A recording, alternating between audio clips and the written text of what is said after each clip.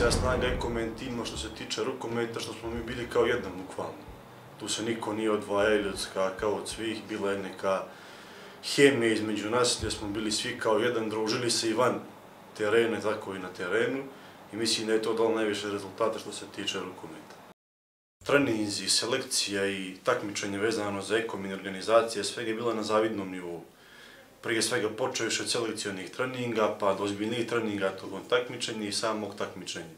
Sve je bilo na jednom, da kažem, profesionalnom nivou. Jeste da je većina nas bavila se profesionalnom rukometom, ali i svi članovi koji su bili dio rukometne ekipe su se ponašali u skladu sa tim.